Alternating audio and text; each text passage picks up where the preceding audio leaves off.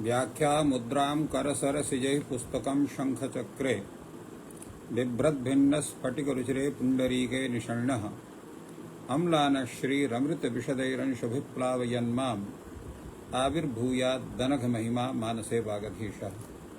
कृष्णाय वासुदेवाय हरये परमात्मने प्रणतक्लेशनाशाय गोविन्दाय नमो नमः। संस्कृत शौर्यम् इति आमुखपटले सम्बद्धः समेऽपि विद्वांसः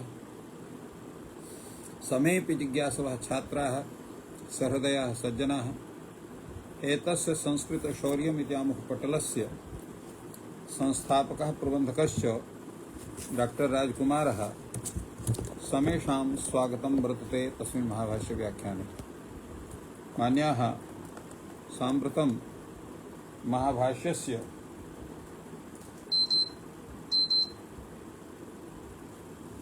अष्टमाध्यायस्य प्रथमपादस्य अत्र विचारः प्रचलति। अद्य वयं तत्र प्रकारे गुणवचनस्य इति सूत्रविषये विचारं कुर्मः। पूर्वदिने क्रियासमव्याहारे द्वे भवतः इति वार्तिकं यावत् एतस्य सूत्रस्य विषये विचारः संजातः। यत्र क्रियासमव्याहारे द्वित्वं भवति तत्र प्रयोगः अपि दत्तः आसीत्। स भवान् लुनिः लुनित्येवं लुनाति पुनः पुनित्येवं पुनाति एवं रूपेण अत्र विचारः वर्तते। अनन्तरं तावत् वार्तिकं भवति आभीक्षणे द्वे भवतः। आभीक्षणे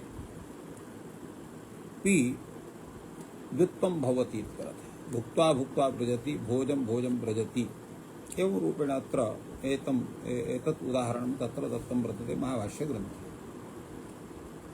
अत्र आभीक्षणपदार्थः कः इति विषये चिन्तनीयं भवति।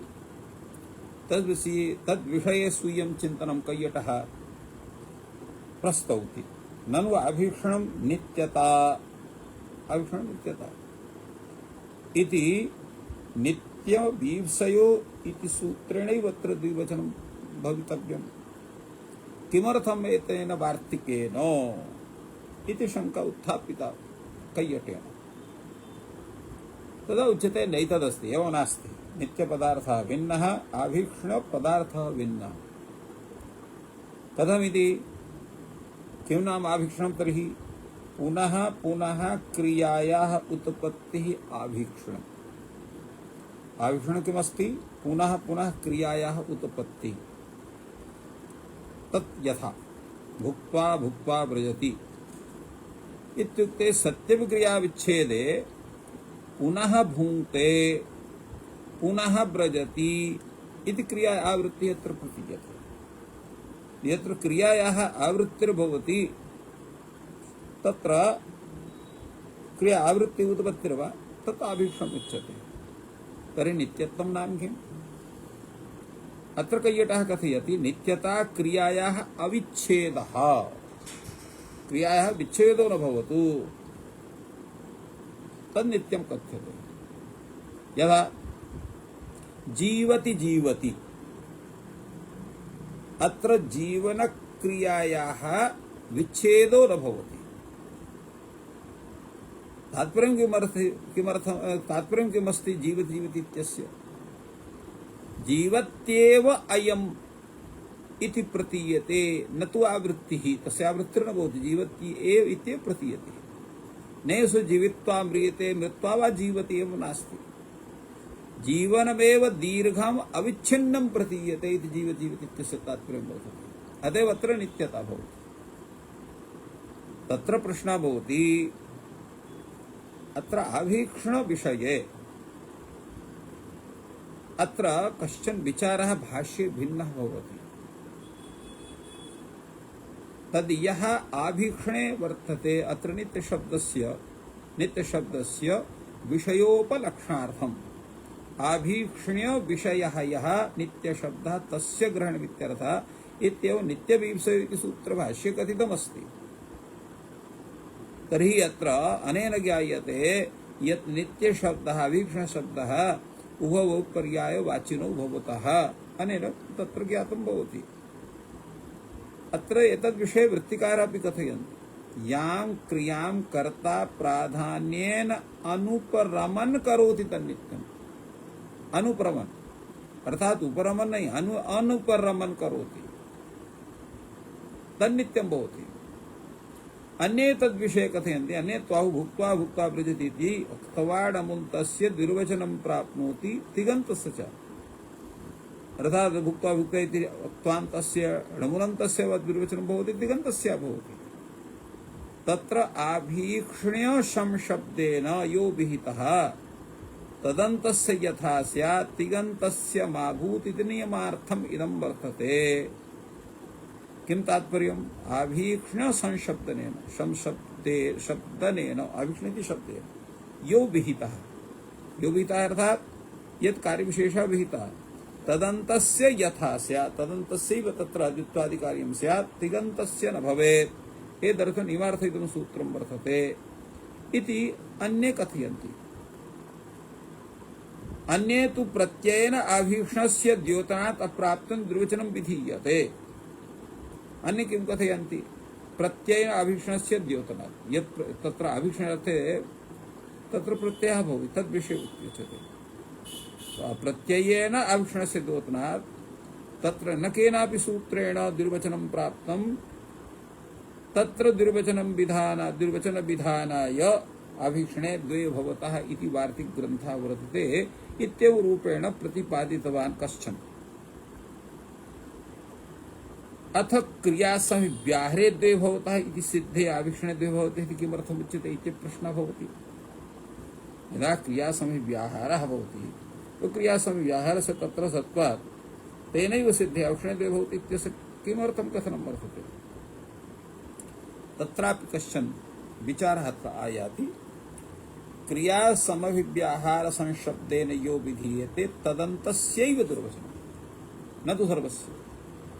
क्रिया संव्यवहारे संशब्देन यः विधीयते अर्थात् यत् कार्यं क्रियते यद् विधानं भवति तदन्तस्यैव प्रत्ययान्तस्यैव दुर्वचनं भवति।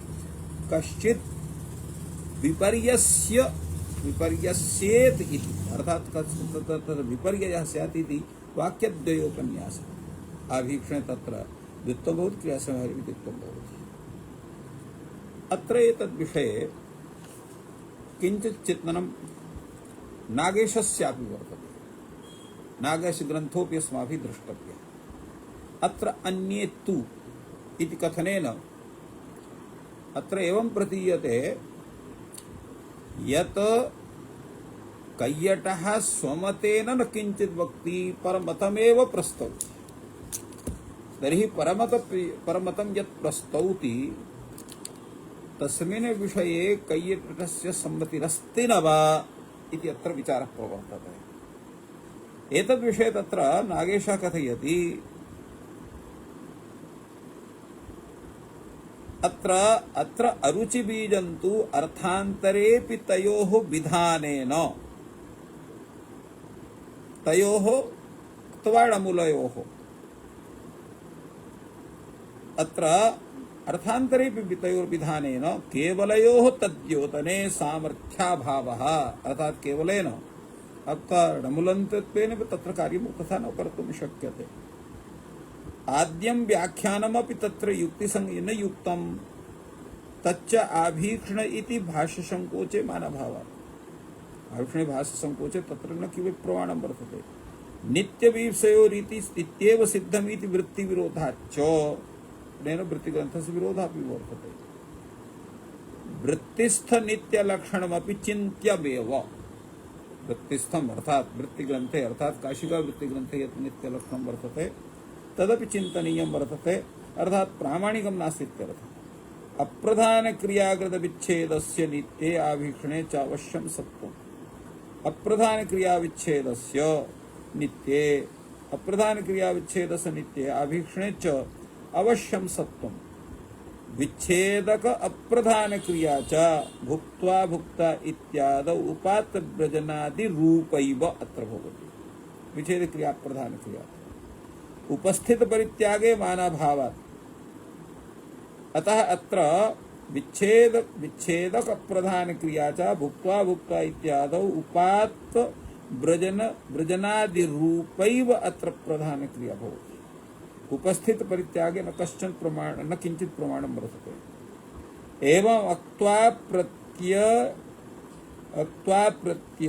अक्त्वान्त द्वित्वाभ्यामेव त्वा प्रत्यय त्वाद्यंत द्वित्वाभ्यामेव ब्रजनादिनिष्ठ आभीक्षणस्य द्योतनात्। अर्थात ब्रजनादि क्रियानिष्ठं यत् आभीक्षणं तस्य द्योतनं केन भवति? अक्त्वा प्रत्ययेन अक्त्वाद्यंत द्वित्वाभ्यामेव भवति। न त्वक्ताद्यंत समिव्याहारे तिङन्तस्य द्वित्वं भवति इति द्वितीय मतमपि अत्र चिन्तनीयम् अस्ति। जीवजीवित्यादौ तु कमलानि कमलानि इति वद एकं जीवति पदं दीर्घ अविच्छिन्न जीवन लक्षकम् इति न तत्र शास्त्रीय द्वित्वम् इति मम प्रतिभाति। अर्थात् तत्र शास्त्रीय द्वित्वं नास्ति, अपि तु अविच्छिन्न जीवन लक्षकं तत्र भवति इति एवं रूपेण अत्र प्रतिपादयति। एतत् प्रयोजन पौनः पुण्यस्य केनचित् द्योतने सौत्रत्वात् द्वित्वस्य अप्रवृत्ति ज्ञापनम् इति नित्यविषय इत्यत्र प्रतिपादितम् अस्माभिः। अर्थात् अत्र नागेशः कथयति नित्यविषय इति सूत्रविषये अस्माभिः तादृशं प्रतिपादनं कृतं वर्तते। तद्विषये अस्माकं विचारोऽपि तत्र समागतः भवेत् इति मन्ये।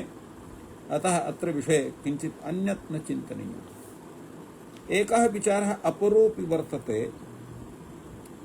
नागेशस्य। अत्र यत् कैयटेरुक्तम् अन्ये त्वाहु भुक्त्वा भुक्त्वा ब्रजित्यादौ त्वाणमुलन्तस्य निर्वचनं प्राप्नोति तिङन्तस्य च। तिङन्तस्य च इति प्रतीकमादाय अत्र नागेशः कथयति भोजनवद ब्रजनस्याय पौनः पुण्यावगमात्। यथा भोजनस्य पौनः पुण्यं भवति तथा ब्रजनस्याय पौनः पुण्यं भवात्। अतः तत्रापि द्वित्वं भवति। अत्र नियमे आभीक्षण विहित प्रत्ययान्त समिव्याहारे इति पूरणीयम्। नियमे तत्र कीदृशः नियमः स्यात्?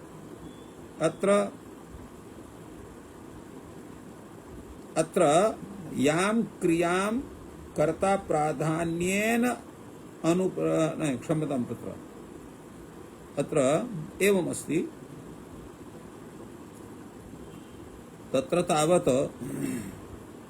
यदुक्तं वर्तते यत्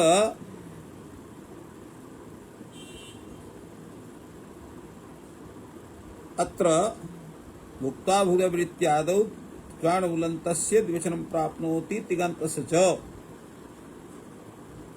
तत्र आभीक्षण शब्देन यो विहिता तदन्तस्य यथा स्यात् तिङन्तस्य मा भूत् इति नियमार्थम् अत्र एवं कथयति अत्र कैयटः। तद्विषये अत्र नियमः यः कल्पितः भवति तद्विषये अत्र कथयति नियमे आभीक्षण विधि प्रत्ययान्त समिव्याहारे इति पूरणीयम्। तेन पचति प्रतीत्यादौ अपि एवं स निर्वचनापत्तिः इति यत् कस्यचित् कथनं तद् अपास्तम्। अर्थात निर्वचनं तत्रैव भवति यत्र तावत् आभीक्षण विधि प्रत्ययान्तर समिव्याहारः भवति। एवं रूपेण अत्र एतादृशं प्रतिपादनम् अत्र नागेशस्य भवति। अग्रे तावत् अपरं वार्तिकं भवति डाचि द्वे भवतः। डाचि अत्र डाचि विषयेपि द्वित्वं भवति। यथा पट पटायति घट घटायति, पटत पटत करोति इति पट पटायति, घटत घटत करोति इति घट घटायति, शरसर करोति इति शरसरायति। अत्र पट पटत करोति इति पटायति एवं रूपेण अथवा पट पट पट पट पट करोति। पट शब्दात् तत्र डाच प्रत्ययः वर्तते। अव्यक्तानुकरणात् इत्यादि सूत्रं तत्र वर्तते। तथा हि सूत्रस्य स्वरूपं भवति तत्र अव्यक्तानुकरणात् अत्र द्यजवरार्थात् दनितौ डाच् इति सूत्रं वर्तते। द्यच अवरम न्यूनम न ततो अधिकम न्यूनम तथा भूतम यत् पदम अनेकाच वर्तते तादृशम अर्धम यस्य तस्मात् डाच् भवति। कदा भवति? कृभ्वस्तिभिर्योगे अत्र करोति अत्र क्री धातोः योगः भवति तेन अत्र डाच् प्रत्ययः भवति। डाच् प्रत्यय तो पट शब्दात् डाच् प्रत्यय कृते सति पटत या पटत शब्दात् डाच् प्रत्यय कृते सति अत्र पट डाच् इति जायते। डाच् इत्यत्र आ अवशिष्टे दकारस्य चकारस्य लोपः भवति। तेन अत्र डाच् विषये अत्र द्वित्वं पूर्वमेव भवति। तेन अत्र टिलोपे सति पट पटा इति भवति। तस्मात् अत्र तत्र तिङादिकारी कृते सति पट पटायति घट घटायति शरशरायति भवति। अत्र डाच् प्रत्ययान्तस्य सर्वस्य अत्र द्वित्वादिकार्ये कृते सति एवं एते प्रयोगाः सिद्ध्यन्ति। एतद् विषये तावत् कैयटस्य किञ्चित् विवेचनम् अत्र वर्तते। डाचि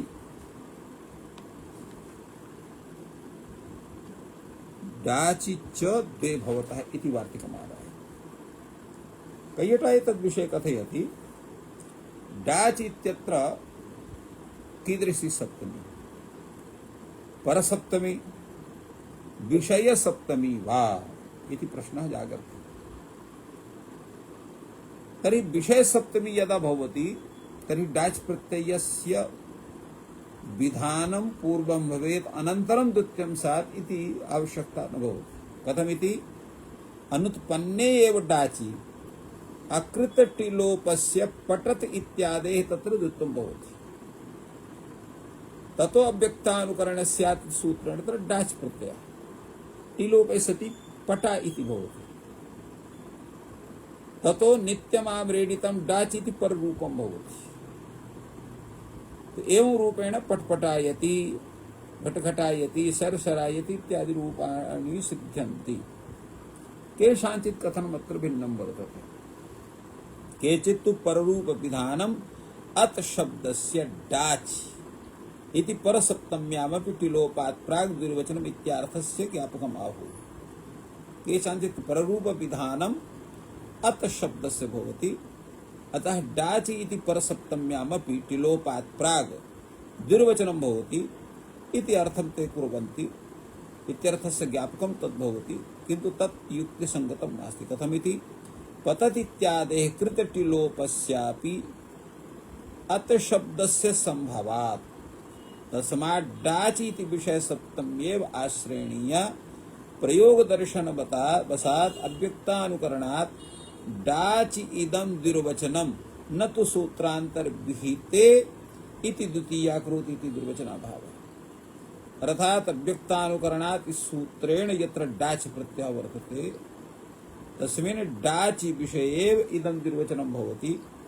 सूत्रान्तरेण विहिते डाचि प्रत्यय तत्र द्वित्वं न भवति इति। अतने द्वितीया करोति इत्यत्र डाच् प्रत्ययान्तः अत्र द्वितीया शब्दः वर्तते तथापि अत्र न भवति। केचित् तु नित्यमाम्रेडिते डाचि इत्यनेन पररूप विधानमेव अव्यक्तानुकरणात् डाच् द्विर्वचनम् अनुमापयति इति ते कथयन्ति। अत्र तावत् विचारणीयः विषयः वर्तते यत् अत्र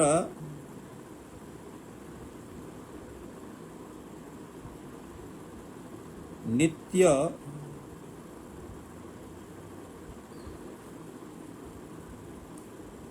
नित्यमामीरिते डाच् इति यत् सूत्रं तस्य तात्पर्यं भवति अव्यक्तानुकरणस्य अतः अन्त्य तत्र डाच् परं यत् आम्रीडितं तस्मिन् पूर्वस्य व्यक्तानुकरणस्य अत शब्दस्य यः अन्त्यः तकारः तस्य पूर्वस्य परस्य चाद्यस्य वर्णस्य नित्यं पररूपम् एकदेशो भवति पटपटा करोति दमदमा करोति रूपेण तत्र वर्णितं वर्तते।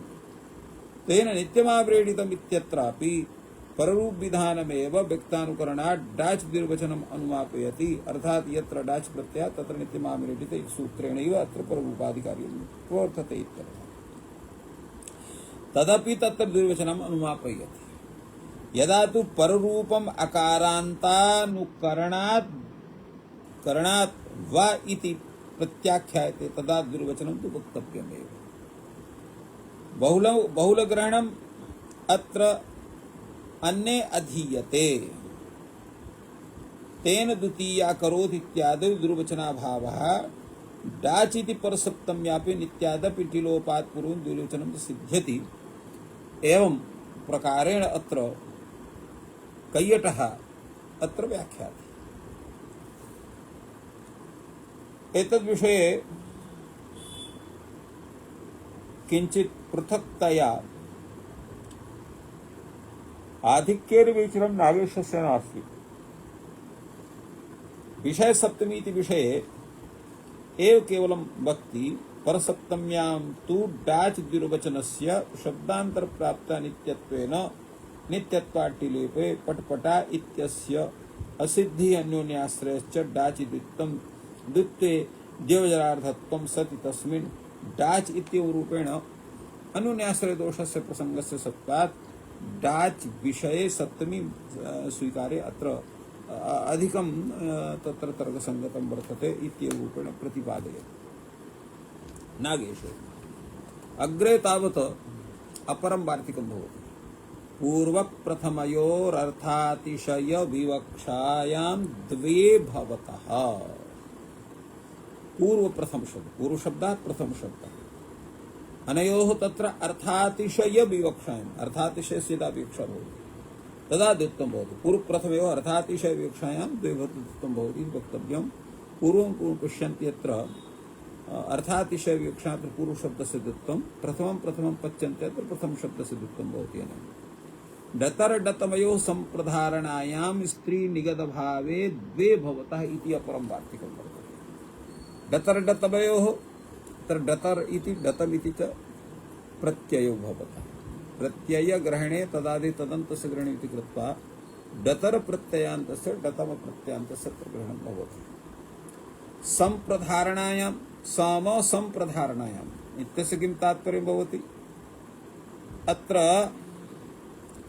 समेन संप्रधारणा इति सम संप्रधारणा, तस्यां सम संप्रधारणायां समेन तुल्येन गुणेन संप्रधान निरूपणायां विषये एवं रूपेण सम संप्रधारणायाम् इत्यस्य तात्पर्यं भवति। स्त्री निगदे, स्त्री निगदे इत्यस्य किं तात्पर्यं? स्त्री निगदे भावे अर्थात स्त्रीलिंगाभिधेयः यः भावः, अर्थात स्त्रीलिंग यह शब्दः यत्र भावे प्रत्ययः संभवति। यथा भूतिः रिद्धिः सम्पत् आढ्यता, अत्र भूति इत्यत्र भावे अत्र भूधातु किं प्रत्ययः, रिद् धातोः अत्र तः प्रत्ययः, सम्पत् इत्यत्र स्त्रियाम् अधिकारे एव क्युप् प्रत्ययः, आढ्यता इत्यत्र तस्य भावस्ततलो इति भावे एव तल् प्रत्ययः। एवं अत्र निगद इति शब्दस्य कः अर्थः? निगद्यते इति निगदः कथनम् इत्यर्थः। स्त्रिया निगदा स्त्री निगदा, स्त्री द्वारा यत् कथनं वर्तते स्त्री निगदा भवति। एवं स्त्री निगदे भावे अत्र द्वित्वं भवति। यदा उभौ इमौ आढ्यौ कतरा कतरान्योराढ्यता, अत्र उभौ इमौ आढ्यौ इति कथनं वर्तते। अनन्तरम् अत्र प्रश्नः भवति कतरा कतरा अनयोराढ्यता। अत्र कतर शब्दः डतर प्रत्ययान्तः, अत्र समसंप्रधारणायां तुल्य निरूपणायाम् अत्र कतर शब्दस्य द्वित्वं भवति। कतरा कतरा अनयो आढ्यता।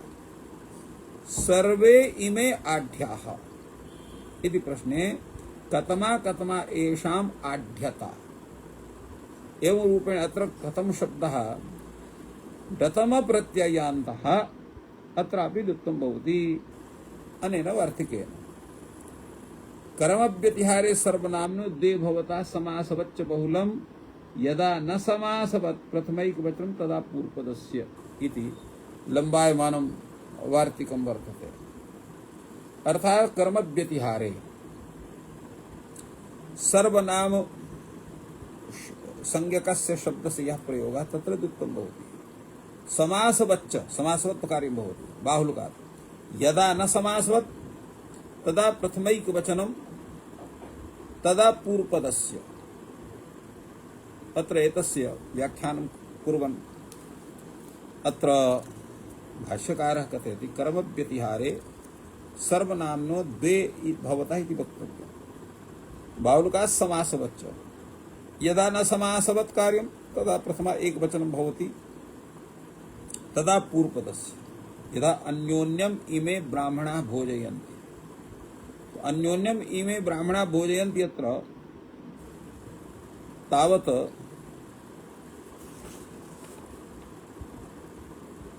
अन्यो अन्यस्य भोजयन्ति। अत्र तावत् अन्योन्यमेव एतत् समासात्र वर्तते।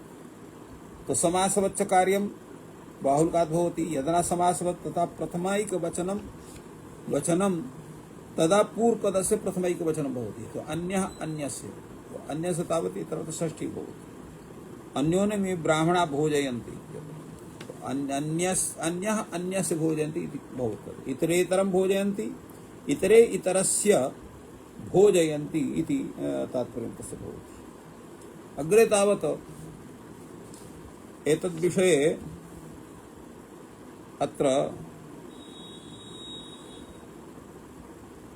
अत्र कर्मव्यतिहार इत्यत्र कर्म शब्दस्य कः अर्थः इति प्रश्नः जागर्ति। यदि अत्र कर्मव्यतिहारे सर्वनाम्नो द्वे भवता समासवच्च बहुलं यदा न समासवत् प्रथमैकवचनं तदा पूर्वपदस्य। अत्र कर्मव्यतिहारी पदस्य किं तात्पर्यम्? अत्र कर्म इति शब्दः कर्म संज्ञकस्य बोधकः नास्ति, अपितु क्रियापरः अर्थात् क्रियां बोधयति। कर्मव्यतिहारः नाम क्रियाव्यतिहारः। तत्र दुर्वचनं नित्यं भवति। समासवत् भावस्तु बहुलं। तत्र बहुलग्रहणात् अन्योन्य शब्दे समासवत् भावात् शुभ लुक न भवति। नापि समासान्तो दात्तत्वम् इति आमृतानुदात्तत्वं भवति। अत्र इतरेतर शब्दे तु नित्यः समासवत् भावः इति शुभ लुक समास स्वरौ सर्वौ अपि भवतः। अतः इतरेतरस्य इत्येव तावत् उक्तम्। इतरेतरं भोजयन्ति इत्येतरं कथयन्ति। अत्र तादृशं स्वरूपं तत्र नास्ति। स्त्री नपुंसकयोः उत्तरपदस्य वा अम्भावः। स्त्री विषये नपुंसक विषये अम्भावः विकल्पेन भवति। स्त्री नपुंसकयोः उत्तरपदस्य अम्भावः वैकल्पिकः भवति। अन्योन्यम इवे ब्राह्मण्य भोजयतः। अत्र अन्योन्यमित्र यदा अम्भावः तदा अन्योन्यम इमे ब्राह्मण्यो भवति। यदा न भवति तदा अन्योन्यां भोजयतः इति भवति। इतरेतरम् इमे ब्राह्मण्यो भोजयतः एवं रूपेण अत्र अम्भावः भवति। यदा अम्भावः भवति इतरेतरां भोजयतः इति भवति। अन्योन्यम् इमे ब्राह्मणकुले भोजयतः अन्योन्यां भोजयतः। इतरेतरं ब्राह्मणकुले भोजयतः इतरेतरां भोजयतः। तो एवं उत्तरपदस्य या विभक्ति तस्याः आम भावः अन्यथा अनेकालतो सर्वस्य उत्तरपदस्य आम भावः स्यात्। तत्र सर्वनाम्नो वृत्तिमारे पुंवद्भावः इति नियमसत्वात् स्त्री नपुंसकयोः पुंवद्भावे कृते पक्षे तावत् आम विधि भवति, अन्यथा अम्ब विधि भवति। अतएव अत्र तत्र अन्योन्यम इमे ब्राह्मणे भोजयत अन्योन्यमित अम्भावः संजाता, अन्योन्यां भोजयत तत्र आम भावः संजाता। एवमेव सर्वत्र भवति। इत्थम् एतस्मिन् सूत्रे अत्र सम्यक् विचारः अत्र संजातः। अत्र तावत्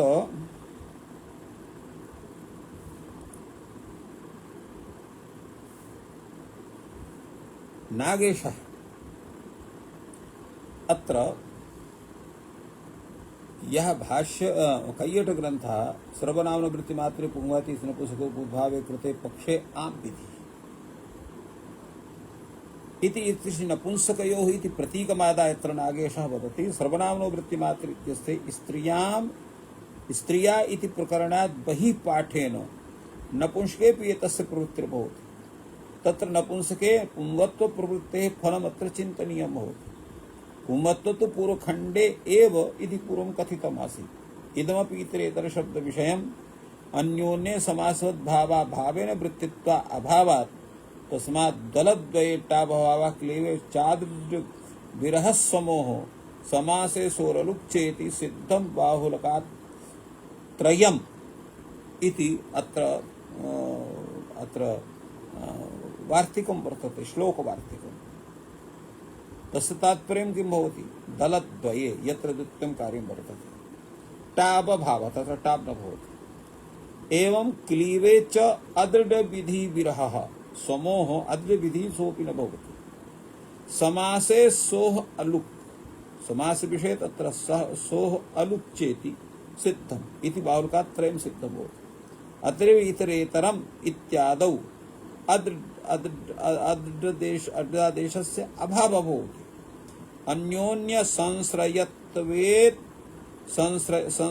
संश्रयं त्वेतत् इति स्त्रियां सूत्रस्थ भाष्य प्रयोगः। अन्योन्य सहाय इति सर्वस्वते इति सूत्रस्थ भाष्य प्रयोगस्य तादृशः संगच्छते। तथा नपुंसके अन्योन्यम इति पूर्वपदे सोह अम्भावोऽपि बाहुलकादेव अत्र भवति। परे तु डतरादिभ्यो विहितयोः समोह अद्य इत्यर्थस्य सर्वादिसूत्रे भाष्ये उक्तत्वात् इतरेतरम् इत्यादौ अद्यादेशस्य प्राप्तिरेव नास्ति। अन्योन्यम इमे ब्राह्मण्यौ इत्यादौ अपि तावत् क्षुदुपहन्तुं शक्यम् इतिवत् सामान्य नपुंसकम् इति रीत्या अन्य शब्दस्यैव द्वित्वेन टाप एव अभावः स्त्री नपुंसकयोः इत्यस्य तत् सामानाधिकरणयोः इत्यपि अर्थः भवति इति केचन कथयन्ति। अस्तु तावत् एतावान् विचारः प्रकारे गुणवचनस्य इति सूत्रे सम्यक्तया विहितः वर्तते। अधुना वयम् अपरं सूत्रं तत्र पठामः। तत्सूत्रमस्ति तावत् द्वन्द्वं रहस्य मर्यादा वचन व्युत्क्रमण यज्ञ पात्र प्रयोगाभिव्यक्तिषु इति सूत्रमस्ति। सूत्रमिदं कथयति द्वन्द्वम् इति द्विशब्दस्य द्विर्वचनम्। अत्र द्वन्द्वं वर्तते। पूर्वपदस्य तत्र अम्भावः भवति, तेन द्वन्द्वम् इति जायते। अत्वं च उत्तरपदस्य अत्र तत्र अत्वं भवति। अत्वं निपात्यते। रहस्य मर्यादा वचन व्युत्क्रमण यज्ञ पात्र प्रयोग अभिव्यक्ति तेषु अर्थेषु। अर्थात रहस्य विषये, मर्यादा विषये, वचन व्युत्क्रमण विषये, यज्ञपात्र विषये, प्रयोगाभिव्यक्ति विषये। अत्र प्रयोग विषय व्यक्ति विषये इत्येतेषु अर्थेषु विद्यमानेषु अत्र किं भवति? अत्र पूर्वपदस्य अम्भावः, उत्तरपदस्य अत्वम् अत्र निपातनात् भवति। सर्वेषां प्रयोगाणाम् अत्र उदाहरणत्वेन विचारः दीयते।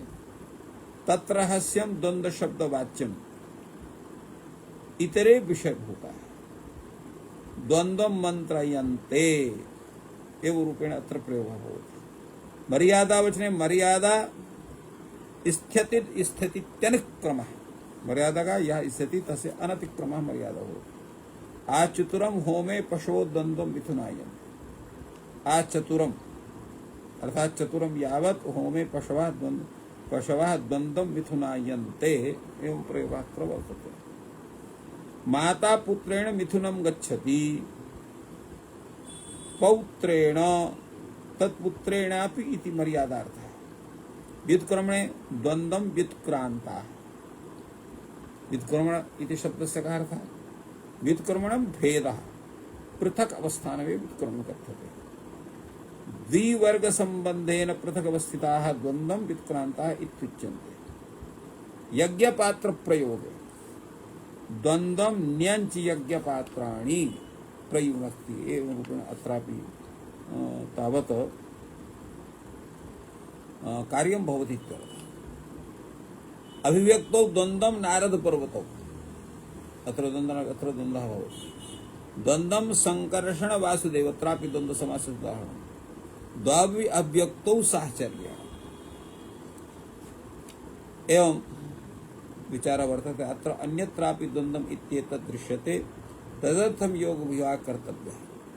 द्वन्द्वं युद्धं वर्तते द्वन्द्वानि सहते धीरः एवं रूपेण चार्थे द्वन्द्वः एते प्रयोगाः अपि तत्र सिद्धाः भवन्ति।